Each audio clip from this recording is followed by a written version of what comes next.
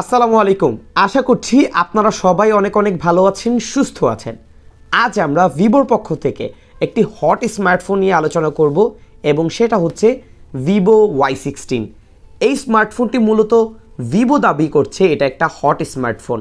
আসলে এই শীতের মধ্যে স্মার্টফোনটা কতটা হট এবং কতটা কুল আজকের ভিডিওর মাধ্যমে সব কিছু তুলে ধরার চেষ্টা করব। স্মার্টফোনটি আমাদেরকে অফার করছে 4GB র্যাম 64GB রম, এছাড়াও রয়েছে 5000 mAh এর ব্যাটারি।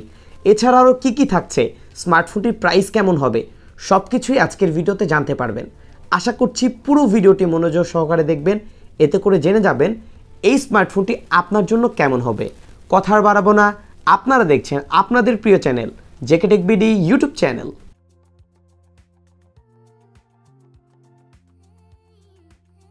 আজকের ভিডিওটি স্পন্সর করেছে বিসমিল্লাহ ভিভো পয়েন্ট। তাদের কাছ থেকে এই স্মার্টফোনটি পারচেস করলেই পেয়ে যাবেন আকর্ষণীয় মূল্য ছাড়।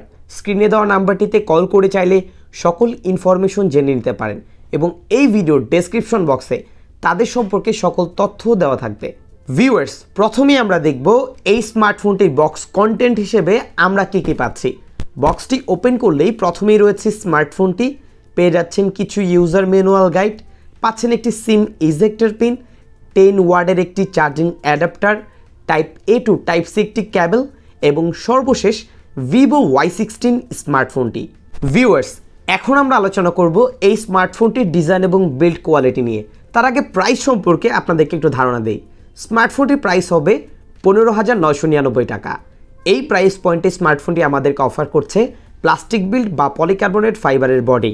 ব্যাক প্যানেলটি পুরোপুরি ফ্ল্যাট করা হয়েছে, যা দেখতেও বেশ প্রিমিয়াম লাগছে এবং এই স্মার্টফোনটি টোটাল দুটি কালার ভেরিয়েন্টে পেয়ে যাবেন। একটি হচ্ছে গোল্ড এবং অপরটি হচ্ছে ব্ল্যাক, যা আমাদের রিভিউ ইউনিট। স্মার্টফোনটি ব্যাক প্যানেলটি ব্ল্যাক কালার হলেও এটার সাথে গ্রিন একটি এফেক্ট দেওয়া হয়েছে, যা দেখতে কিন্তু বেশ ভালোই লাগছে যদি আপনি স্লাইড করেন। এছাড়াও স্মার্টফোনটি যদি আমি ওয়ান হ্যান্ড ইউজের কথা বলি, স্মার্টফোনটির ওয়েট হচ্ছে 183 গ্রাম এবং এটার থিকনেস হচ্ছে 8.2 মিলিমিটার। স্মার্টফোনটির ওয়েট ডিস্ট্রিবিউশন আমার কাছে বেশ ভালো লেগেছে। স্মার্টফোনটির পোর্টস অ্যান্ড বাটনের ক্ষেত্রে রাইট প্যানেলে পেয়ে যাচ্ছেন সাইড মাউন্টেন ফিঙ্গারপ্রিন্ট সেন্সর এবং volume locker. Side mountain fingerprint sensor accuracy বেশ ভালো ছিল। ওপরের দিকে পেয়ে যাচ্ছেন সিম ট্রে পয়েন্ট, যেখানে দুটি সিম এবং একটি মেমোরি কার্ড আপনি চাইলে ইউজ করতে পারবেন এবং এখানে 1 টেরাবাইট পর্যন্ত এক্সটার্নাল মেমোরি কার্ডের সাপোর্ট রয়েছে। নিচের দিকে পেয়ে যাচ্ছেন 3.5 millimetre earphone port, primary microphone, type C charging port এবং বটম ফায়ারিং স্পিকার। যদি আমরা সাউন্ড কোয়ালিটির কথা বলি, আসলে এই প্রাইস পয়েন্টে যে সাউন্ড কোয়ালিটি এই স্মার্টফোনটি থেকে পেয়েছি, এটা আমার কাছে অ্যাভারেজ বলে মনে হয়েছে। তবে এটার এক্সপেকটেশনটা আমার কাছে আরেকটু বেশি বলে মনে হয়েছিল, বাট আমার কাছে ঠিকঠাক ছিল বলে মনে হচ্ছে। এবং স্মার্টফোনটির ফ্রন্ট প্যানেলে একটি ইউনচ ডিসপ্লে ইউজ করা হয়েছে। এই প্রাইস পয়েন্টে এসে স্মার্টফোনটির ডিজাইন এবং বিল্ড কোয়ালিটি আপনার কাছে কেমন লেগেছে চাইলে আমাদেরকে কমেন্ট করে জানাতে পারেন।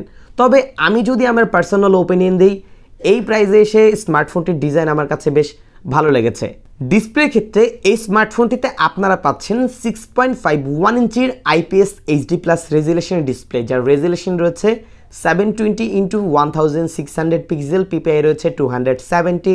স্মার্টফোনটিতে 60 হার্জের রেগুলার রিফ্রেশ রেট দেওয়া হয়েছে, রয়েছে 400 নিটস পিক ব্রাইটনেস। যদি 400 নিটস পিক ব্রাইটনেসের কথা বলি, স্মার্টফোনটি ইনডোরে খুব ভালোভাবে ইউজ করতে পারলেও ডিরেক্ট সানলাইটে ইউজের ক্ষেত্রে কিছুটা সমস্যা আপনি পাবেন। যদি স্মার্টফোনটি কন্টেন্ট ওয়াচিং এক্সপিরিয়েন্সের কথা বলি, সেই ক্ষেত্রে অন্য সকল IPS ডিসপ্লেগুলোর মতোই এই স্মার্টফোনটি কন্টেন্ট ওয়াচিং এক্সপিরিয়েন্স আমরা পেয়েছি, সেই ক্ষেত্রে তেমন কোনো ডিফারেন্স ছিল না।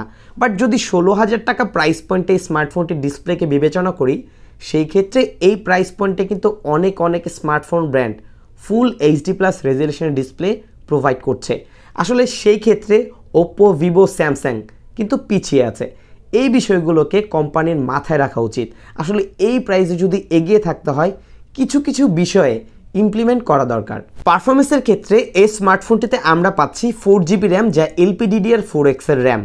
এছাড়াও এই স্মার্টফোনটিতে আপডেটের মাধ্যমে আরও 4GB এক্সটেন্ডেড র্যাম আসতে পারে। স্মার্টফোনটিতে রয়েছে 64GB রম, যা eMMC 5.1 স্টোরেজ টাইপ। যদি স্মার্টফোনটির র্যাম ম্যানেজমেন্টের কথা বলি, স্মার্টফোনটিতে আমি বেশ কিছু অ্যাপ সোয়াইপ করে ইউজ করেছি, কোনো প্রকার প্রবলেম পাইনি। একসাথে 7 থেকে 8টি অ্যাপ ইজিলি ইউজ করতে পারছিলাম।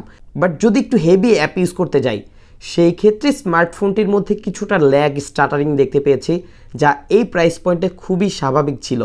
এছাড়াও স্মার্টফোনটির প্রসেসরের মধ্যে আমরা পেয়ে যাচ্ছি হিলিও P35 প্রসেসর, যার মেইন ক্লক স্পিড হচ্ছে 2.3 GHz, যার জিপিইউ থাকছে PowerVR ZE8320।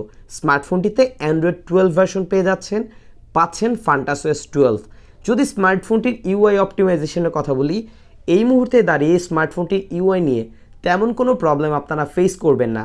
বাট স্মার্টফোনটির মধ্যে যে প্রসেসর দেওয়া হয়েছে, আসলে 16,000 টাকার মধ্যে বিষয়টা আমার কাছে অনেকটা হাস্যকর লাগে, কেননা এই প্রসেসর এখন এসে এই প্রাইস পয়েন্ট আসলে যায় না। এই প্রাইস পয়েন্টে কিন্তু আমরা আরও বেটার প্রসেসর এক্সপেক্ট করি, যেমন ইনফিনিক্সের দিকে যদি আমরা তাকাই, শাওমির দিকে যদি আমরা তাকাই, সেখানে কিন্তু আরও বেটার প্রসেসর দেওয়া হয়। যদি আপনি P35 প্রসেসরের সাথে আপনার স্মার্টফোনটাকে ইউজ করেন, আপনার ডে টু ডে লাইফের যে কাজগুলো রয়েছে সেগুলো আপনি চালিয়ে নিতে পারবেন। অনেকেই আছেন মডারেটার ইউজ বা রেগুলার লাইফে ফেসবুক, ইউটিউব এই সকল অ্যাপগুলোই শুধুমাত্র ইউজ করে থাকেন, তাদের জন্য স্মার্টফোনটিতে তেমন কোনো সমস্যা হবে না ইউজের ক্ষেত্রে। বাট আপনি যদি গেম খেলেন, যেমন PUBG লাইট, ফ্রি ফায়ার, আশফল 9 খেলতে চান, সেই ক্ষেত্রে স্মার্টফোনটিতে রান তো করা যাবে, বাট ল্যাগ, ফ্রেম ড্রপ এই বিষয়গুলো দেখতে পারবেন। তবে শখের বশে 2D যে গেমগুলো রয়েছে সেগুলো চাইলে আপনি স্মার্টফোনটিতে খেলতে পারবেন। ক্যামেরার ক্ষেত্রে এই স্মার্টফোনটির রিয়ার প্যানেলে ডুয়াল রিয়ার ক্যামেরা দেওয়া হয়েছে। মেইন ক্যামেরাটি 13 মেগাপিক্সেল, যার অ্যাপারচার f2.2, রয়েছে 2 মেগাপিক্সেল একটি ম্যাক্রো সেন্সর, এবং ফ্রন্ট সেলফি ক্যামেরা পাচ্ছেন 5 মেগাপিক্সেল, যার অ্যাপারচার f2.2।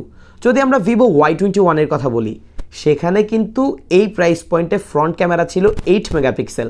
আসলে সেম প্রাইসে এসে 5 মেগাপিক্সেল বিষয়টা আমাদের কাছে কিছুটা হতাশজনক বলেই মনে হয়েছে। অন্তত 8 মেগাপিক্সেল দেওয়ার প্রয়োজন ছিল, দিলে হয়তো এটার থেকে আরও একটু বেটার রেজাল্ট আমরা পেতাম। তবে 5 মেগাপিক্সেল হিসেবে চলার মতো ছিল, এক্সেপশনাল কিছু নয়। ছবিগুলো আপনাদের সামনে দিচ্ছি, অবশ্যই দেখবেন। এবং এখন পর্যন্ত যারা ভিডিওটি দেখছেন লাইক করেননি, অবশ্যই ভিডিওতে লাইক করবেন, কমেন্টস করবেন নেক্সট কী নিয়ে ভিডিও চাচ্ছেন।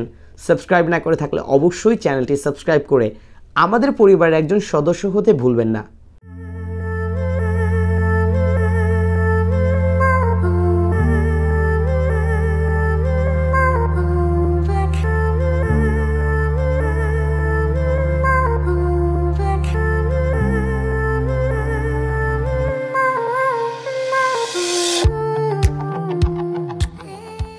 ব্যাটারি ক্ষেত্রে এই স্মার্টফোনটিতে আমরা পাচ্ছি 5000 mAh এর ব্যাটারি, এবং বক্সে যেহেতু একটা 10 ওয়াটের অ্যাডাপ্টার দেওয়া হয়েছে, যা দিয়ে স্মার্টফোনটিকে চার্জ করতে প্রায় 2.5 ঘন্টার বেশি সময় লাগবে। আমরা যদি Vivo Y21 এর দিকে তাকাই, সেখানে কিন্তু 18 ওয়াটের ফাস্ট চার্জার দেওয়া হয়েছিল, এবং সেটা কিন্তু বেশ ভালো একটি ব্যাপার বলেই মনে হয়েছিল। বাট এই প্রাইস পয়েন্টে অন্তত 18 ওয়াটের ফাস্ট চার্জার দেওয়ার খুবই প্রয়োজন ছিল, দিলে ভালো হতো। স্মার্টফোনটির যে চার্জ ব্যাকআপ, আপনি যদি একজন নর্মাল ইউজার হয়ে থাকেন, তাহলে অনায়াসে আপনাকে 1.5 দিনের মতো ব্যাটারি ব্যাকআপ দিতে সক্ষম। বাট যদি হেভি ইউজ করেন, তারপরও 1 দিনের মতো চার্জ ব্যাকআপ কিন্তু এই Vivo Y16 থেকে আপনি পাবেন। এবং এছাড়াও স্মার্টফোনটিতে 5 ওয়াটের রিভার্স চার্জিং ফ্যাসিলিটিস পাচ্ছেন, মানে আপনার কোনো সেকেন্ডারি ফোন থাকলে সেই ফোনটিকে কিন্তু এই স্মার্টফোনটির মাধ্যমে চার্জ করতে পারবেন। সো এটা কিন্তু একটি প্লাস পয়েন্ট। ভিউয়ার্স, বাংলায় একটি কথা আছে, আগে নাকি দর্শনদারি, তারপর নাকি গুণ বিচারি। হ্যাঁ, দর্শনের কথা বলতে গেলে Vivo Y16 এর যে দর্শন আমরা দেখতে পাচ্ছি সত্যি অসাধারণ। অনেকে আছেন স্মার্টফোনটি পারচেস করবেন শুধুমাত্র স্মার্টফোনটির দর্শন দেখেই। যদি গুণ বিচারের বিষয়ে আমরা আসি, সেই ক্ষেত্রে স্মার্টফোনটির মধ্যে বেশ কিছু ল্যাকিংস কিন্তু আমরা দেখতে পাবো। যেমন প্রথম, স্মার্টফোনটির ডিসপ্লে, এখানে আমরা পাচ্ছি IPS HD+ রেজুলেশন ডিসপ্লে। এই প্রাইস পয়েন্টে অন্তত ফুল HD+ হলে বেটার হতো। স্মার্টফোনটিতে কোনো প্রকার স্টিরিও স্পিকার কিন্তু ইউজ করা হয়নি। স্মার্টফোনটির প্রসেসরে আমরা পাচ্ছি হিলিও P35 প্রসেসর, যা হাই পারফরমেন্স বেস যারা ইউজার আছেন তাদের জন্য রিকমেন্ডেড নয়।